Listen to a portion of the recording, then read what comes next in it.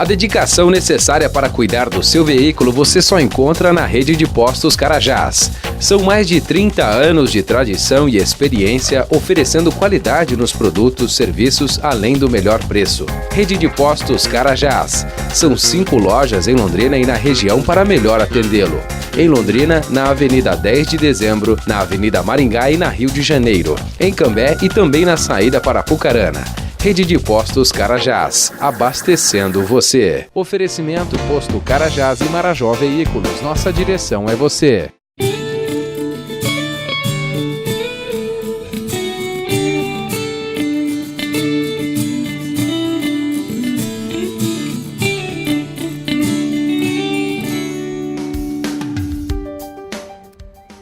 Olá, queridos. Mais uma vez um privilégio que Deus nos concede juntos convidar vocês para tomar um cafezinho aqui, passando aí essa manteiguinha no pão, um cafezinho preto ou um pingadinho, e juntos podemos olhar para as Escrituras, meditar na Palavra de Deus e ver o que o Senhor tem para nós hoje, neste dia. Este é o programa Café e Fé. Nós queremos agradecer de antemão os testemunhos, a audiência. Continuamos incentivando você num tempo onde só se vê porcaria na televisão. Ter um espaço para meditar na Palavra de Deus com tranquilidade, com simplicidade e também fazer desse tempo um tempo onde outras pessoas também possam ter o mesmo privilégio, pelo menos para mim, de estar aqui. Espero que para vocês aí também. Este é o programa Café e Fé, o programa da Primeira Igreja Batista em Londrina. E nosso objetivo aqui é esse, de uma maneira singela, simples, esperar no Senhor a edificação, a salvação, a cura para nós por meio da sua palavra. Bom, hoje nós queremos pensar um pouquinho sobre o reino de Deus. Talvez essa série a gente vai caminhar nela um pouquinho mais. Quero já convidar você a não perder nenhum dos programas sobre esta série e também incentivar você a entrar lá no site da Primeira Igreja Batista, pegar outros programas que você tem lá. Se você também deixou de assistir algum, você pode entrar no site aí da TV, você também pode entrar no site da PIB e buscar lá os outros programas para você poder acompanhar melhor o programa Café e Fé e também postar aí nas redes sociais de vocês para que outras pessoas possam ter acesso a este material. A gente vai para aquela narraçãozinha bem rápida e em seguida a gente já volta já com esse bate-papo. Fique com a gente. A parábola do joio e trigo contada por Jesus no Evangelho de Mateus tornou-se uma história muito conhecida, reproduzida e objeto de muitas releituras. O relato começa com um homem que semeou a boa semente no campo e que, quando os lavradores dormiram, um certo inimigo plantou um joio no meio do trigo. Este é o cenário principal e a ilustração serve, segundo Jesus, para entendermos o reino dos céus. Quer saber mais sobre o reino dos céus? Passe um cafezinho e junte-se a nós. Pois é, como vocês puderam perceber aí, na narração nós queremos usar hoje o texto de Mateus sobre a parábola do joio e do trigo. E Jesus, quando está ensinando sobre o reino de Deus, ele usa esta ilustração. Usa a figura do trigo e também a figura do joio, que trazem muita semelhança um com o outro, mas que em essência são diferentes, e tanto na sua produção como naquilo que tem a ver com a vida. Por isso, Jesus contrapõe essas duas figuras, né? Algo muito parecido, algo que se assemelha, mas que nós precisamos caminhar um pouquinho para poder entender o que é um e o que é o outro, o que é o joio e o que é o trigo, e como isso revela o reino de Deus. Bom dia, Glênio. Bom dia, Alexandre. Essa parábola é uma parábola muito conhecida, mas também às vezes mal interpretada, né, Glênio? Ela tem elementos essenciais para a gente compreender algumas diferenças. Jesus chamou a atenção das aparências, porque a chamada cisânia barbuda, ou o joio, é uma espécie de gramínea venenosa e muito semelhante ao trigo. Eu devo dizer que uma das vezes que eu estive em Israel, o guia, o Noah, ele me chamou assim à parte, nós estávamos perto de uma plantação de trigo, e ele disse: Glênio, você já viu joio? Eu digo: não, eu só conheço joio da Bíblia. Aí ele disse assim: então vem cá. Aí ele me chegou na disse: acha o joio aqui no meio do trigo. Rapaz, eu sou do mato, né? Eu sou matuto. Estou acostumado a ver a coisa. Eu fiquei lá, olhei e digo: não sei não. Aí ele pegou assim e disse: é esse aqui. Muito semelhante, muito parecido.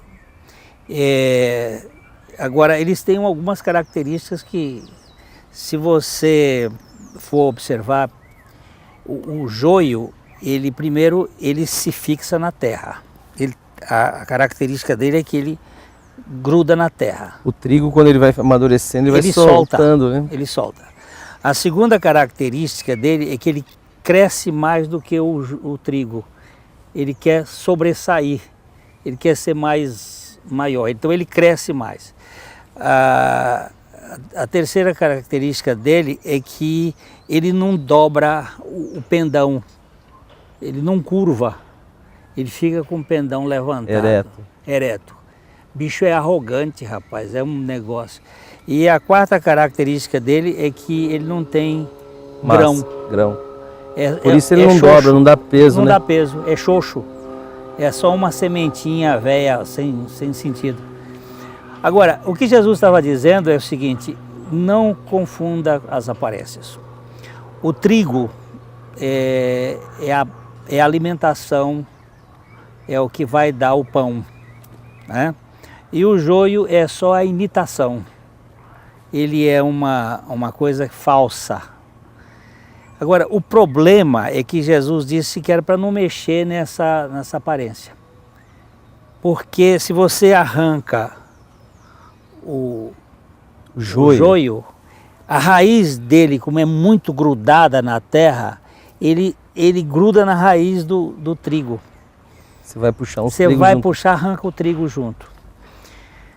Mas, graças a Deus que Jesus disse que o campo é o mundo, não diz que o campo é a igreja.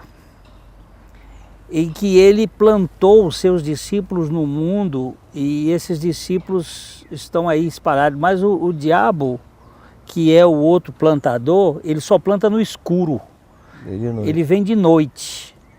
E ele planta a semente dos que parecem ser cristãos no mundo. Eu chamaria isso de uma forma humanista de querer ser cristão, mas não é cristão. Porque o cristão, primeiro, ele está desarraigado da terra, ele está curvado em adoração, ele tem conteúdo e ele não quer se sobressair. Então essas 4 características podem nos ajudar a distinguir o joio do trigo. Agora nós não podemos mexer nisto, porque o Senhor Jesus disse que esse assunto é para o tempo do fim. E no fim, os especialistas, os que podem identificar de fato a realidade espiritual, porque nós vemos só o comportamento. A aparência. Nós não vemos as intenções do coração, nós não vemos as motivações. Eu não sei a sua motivação e você não sabe a minha motivação, mas Deus sabe. Então, às vezes, nas nossas comunidades eclesiásticas, aparecem pessoas que parecem ser, e você olha e você anda com ele, anda tempo com ele, mas ele parece ser, mas não é. Ele está agarrado aqui na terra, ele está querendo se sobressair, ele não se curva para adorar, ele não chora diante do altar de Deus, ele não tem fruto, não tem fruto.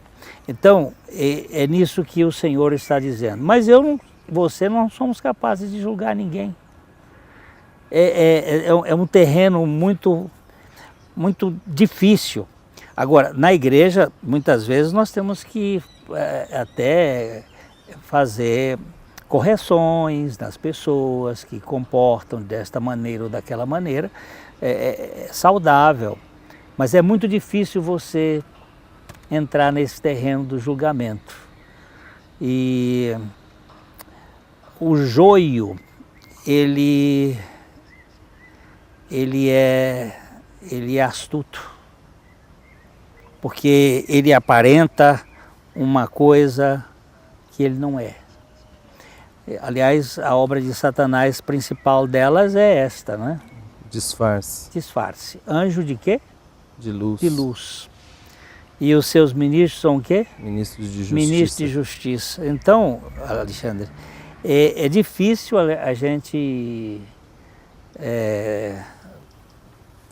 Será que o que você está dizendo aí, assim, para a gente poder entender, pessoal que também nos assiste aí, Glênio, o reino de Deus, então é semelhante, quando Jesus diz que é semelhante a isto, ele está dizendo que o reino de Deus é o lugar do convívio, com o joio, e com o descanso em Deus, para que Deus defina o que é e o que não é. O que eu entendo, Alexandre, é que você vai ter o joio sempre conosco. Ele sempre estará aqui na terra e nós nunca vamos saber de fato quem é quem. O que nós podemos saber é se somos ou não somos. É a autenticidade pessoal diante do Senhor. E até nesse aspecto, Davi diz assim, olha, quem é que pode entender as suas próprias faltas? Expurga-me. Por favor, purifica-me, expurga-me, expulsa essa coisa que nem eu mesmo sei o que é, e a soberba guarda o teu servo para que ela não se assenhoreie, não me domine. E aí eu serei sincero. Então eu vejo que o Senhor está mostrando para termos muito cuidado com as aparências. E termos muito cuidado com aquilo que pode ter uma linguagem cristã, pode ter uma conduta cristã, pode ter uma aparência cristã, pode ter um ritual cristão, milagres, pode ter milagres cristãos, mas não grudou na terra. O ventre dele é a terra, ou seja, o seu Deus é aqui na terra. Ele não está pensando na eternidade. Ele cogita das coisas do homem. Ele só cogita aqui e agora. Essa é a questão. A segunda questão. Quer ser melhor do que o outro? Quer ser maior? Outro dia eu estava dando uma espiada no joio e no trigo. Quando eu estava estudando esse assunto para falar aqui mesmo, eu fui lá no Google e peguei imagens. E tem uma porção de imagens em que você vai encontrar o joio assim, ó, desse tamanho acima do trigo. O pendãozão dele lá em cima. E ele soberano. Soberbo. E eu sou o máximo. Então, esse é o segundo. O terceiro aspecto, o trigo, ele está com a espiga cheia. Muito fruto. Fruto e está dobradinho, cabecinha baixa, agradecendo o Altíssimo por ter enchido a sua vida de significado. E o outro está lá, rodando para cima e para baixo, como biruta tonta, chamando a atenção. E a outra coisa é que ele tem fruto, né? Tem fruto. Tem vida. Tem vida. tem e vai dar e vai servir para dar comida aos outros, vai alimentar os outros, vai servir os outros, vai produzir. O joio não só tem aparência. Se a gente olha para a gente e vê, oh, meu Deus, tem misericórdia de mim. Será que o Senhor tem poder de mudar joio em trigo? E eu creio nisso. Eu tenho, porque se os caras aí nos laboratórios estão fazendo transgenia e mudando coisas, será que o Todo-Poderoso não tem poder de transformar essa coisa que o capeta plantou aí no coisa para transformar? É uma suposição. Eu não estou sugerindo nada, sou apenas dando uma impressão que Deus é poderoso para mudar. Eu não era trigo a vida toda e isso me intriga, então eu era joio. E o Senhor, pela sua misericórdia e graça, eu creio que Ele me transformou. Ainda que eu não seja perfeito, não seja um trigo de primeira, mas eu sou... Um dia Ele vai fazer. Vai fazer. Nós temos hoje, nesse campo da cultura do trigo, uma das causas de morte mais, chama-se barriga de trigo. O trigo, antes de 1945, ele tinha cerca de 16 genes. E aí eles foram misturando, hoje ele tem 45 genes. E é um trigo problemático. Tem um cara aí que escreveu um livro, um médico, e tem trazido problema. Também esse trigo misturado, hoje eu vou fazer aqui a aplicação, que além do joio perverso, nós temos hoje também um trigo adoecido ou misturado, que é um cristianismo de mistura mesmo, babilônico, babélico. Vai misturando tudo aí. Misturando tudo e dando um trabalho danado para a gente identificar e trazendo doença para a história da igreja. E eu acho que precisa ser examinado esse assunto na base da cruz para poder libertar isso. Queridos, nem tudo que parece né? Uhum. É comum a gente, às vezes, em estudos bíblicos, pessoas novas que estão lá participando, falar, mas eu estava num lugar e sim, assado, e você está falando de Deus, tá bom, né? Não tá bom não, queridos. Você precisa olhar a marca dos cravos, você precisa... É verdade, Alexandre. Atentar para o Cristo crucificado. Senão, a aparência nos engana. E o reino de Deus é o lugar da realidade. É o lugar onde a gente pode ser quem é, na esperança de que Deus faça de nós, em Cristo Jesus, aquele que Ele nos criou para ser de fato. Mas não é o espaço para as mentiras, não é o espaço para o fingimento, é o espaço onde talvez seja o único espaço onde você e eu podemos ser quem somos e ser amados. E mesmo com a consciência trazida pelo Evangelho, de toda a nossa doença, de todo o nosso pecado, de toda a nossa finitude, conseguir marchar com esperança. Porque a palavra de Deus diz que assim como Ele é, nós seremos. E aquele que deu a palavra é fiel para completá-la. Aquele que começou a boa obra há de completá-la. Mas Ele faz isso com graça e com verdade. A Bíblia vai dizer que a lei veio por intermédio de Moisés, mas a graça e a verdade vieram por meio de Jesus. Para que a gente não fique contente com as aparências e nem se permita ser enganado por elas. A gente vai para aquele intervalo bem rapidão e logo em seguida a gente quer ler a palavra de Deus e eu espero que você fique atento a ela, o que ela quer lhe dizer, para dar uma palavrinha direta ao seu coração. Fique com a gente.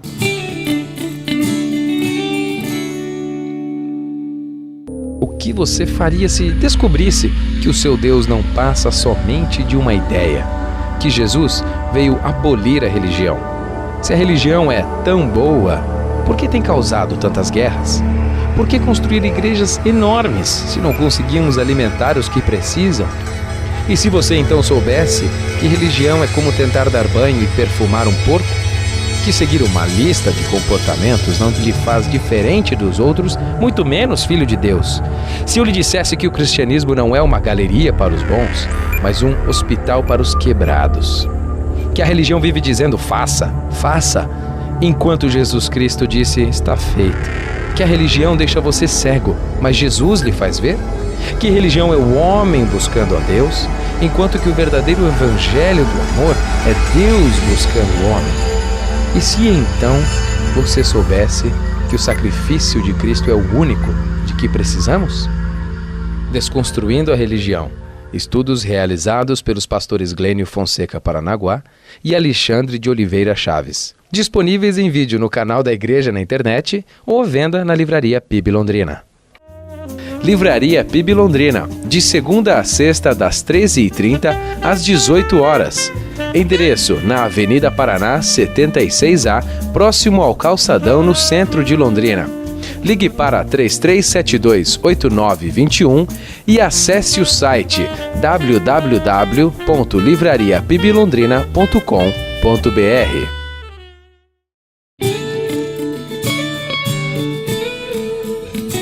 Então, Jesus contou a parábola e depois os discípulos ficaram meio sem saber.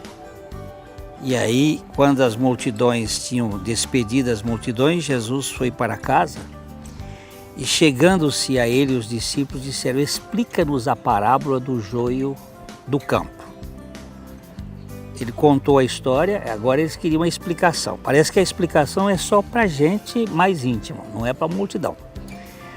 O que semeia a boa semente é o filho do homem. Então já sabemos, quem semeia é o filho do homem. O campo é o mundo, não é a igreja. A boa semente são os filhos do reino. Os filhos, o reino de Deus é aquele que ninguém pode entrar no reino de Deus se não nascer de novo. O joio são os filhos do maligno.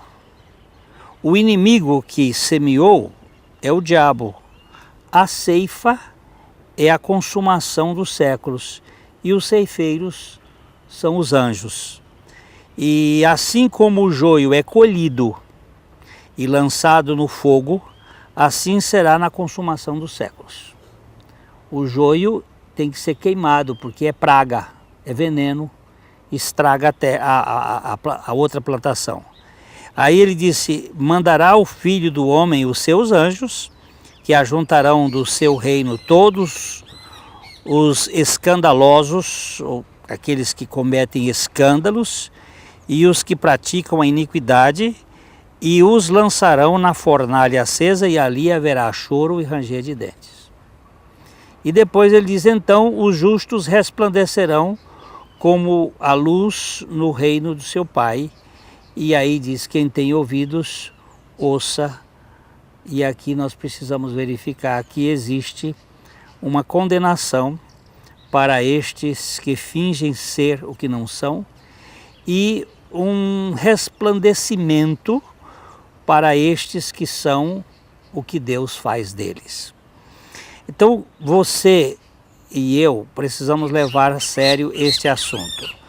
É que nós não podemos distinguir, mas ele diz que na colheita, a versão de Lucas diz que ele recolherá no celeiro o trigo. Parece que ele vai retirar o trigo e depois vai colocar o joio em feixes e vai tocar fogo nele. Então, você diz assim, mas isso não faz parte do amor de Deus. Deus é amor, mas ele também é justiça e a decisão cabe a nós diante desta realidade. Num outro programa aqui eu dei o relógio para o Alexandre e ele não quis. Se der de novo, eu tomar. Ele disse que se eu der de novo ele vai tomar o relógio. Agora, se Deus lhe deu a salvação em Cristo e você não recebe, o que eu posso fazer? Posso dizer para você que Jesus veio buscar e salvar o perdido. Eu sou o primeiro dessa fila e não abro mão de receber a graça de Deus para um indigno como eu. Agora, o joio, nós vimos ali anteriormente, ele tem toda aquela questão de estar preocupado com esse mundo, de crescer mais do que os outros, de não dar frutos e de não se curvar em adoração e reconhecimento de Deus. Quem vai julgar isto não sou eu, não vai ser o Alexandre, não vai ser a igreja de vocês, mas o Senhor diz que é os anjos de Deus que vão fazer esse trabalho e há um julgamento. E diante desse julgamento, eu preciso estar preparado, dizendo, Senhor, só o Senhor como meu advogado poderá me livrar de tamanha condenação. Eu queria ler 1 João, capítulo 1, a partir do versículo 5. Ora, a mensagem que da parte dele temos ouvido e vos anunciamos é esta, que Deus é luz e não há nele treva nenhuma. Se dissermos que mantemos comunhão com ele e andamos nas trevas, mentimos e não praticamos a verdade. Se porém andarmos na luz, como ele na luz está, mantemos comunhão uns com os outros e o sangue de Jesus, seu Filho, nos purifica de todo pecado. Se dissermos que não temos pecado nenhum, a nós mesmos nos enganamos e a verdade não está em nós. Se confessarmos os nossos pecados, ele é fiel e justo para nos perdoar os pecados e nos purificar de toda injustiça. Se dissermos que não temos cometido pecado, fazemo-lo mentiroso e a sua palavra não está em nós. O reino de Deus é o reino da verdade. É o reino de Deus que é luz e no qual não habita treva nenhuma.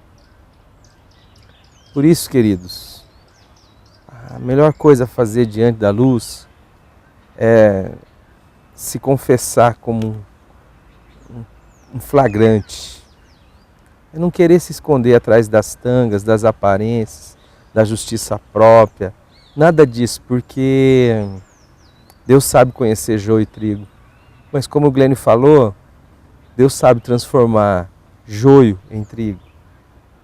Não confie naquilo que você mesmo pode produzir. Não confie na sua aparência tão próxima do trigo, que uma pessoa, mesmo com alguma experiência, sente dificuldade em distinguir uma coisa da outra. Confesse a verdade. Exponha a sua verdade diante do Senhor.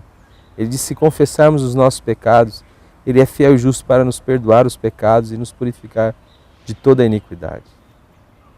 É muito ruim querer ser o que não é. E por causa disso não experimentar a realidade do reino de Deus que se manifesta em graça e em verdade. Para que a gente possa experimentar a liberdade, a glória da presença de um Deus que vem ser em nós tudo que nós não podemos ser. Que a vida cristã é uma vida substituída. Vivo não mais eu, mas Cristo vive em mim. É verdade, Pai, eu sou isso mesmo. Eu sou um mentiroso. É verdade, eu sou um déspota.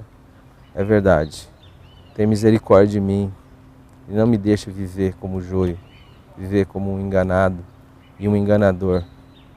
Mas me dê a graça, Senhor, de ser um trigo quebrantado em Tuas mãos, curvado diante da Tua glória, Senhor, desarraigado deste mundo e que dê frutos para a glória do Teu Filho amado. Opera isso em nós, em nome do Senhor Jesus. Amém. Amém, queridos? Quer dar um beijo na turma, Glenn? Fica com a suficiência de Jesus na sua vida. Isso faz todo sentido. De coração para coração. Um beijão a todos. Espero você no próximo programa.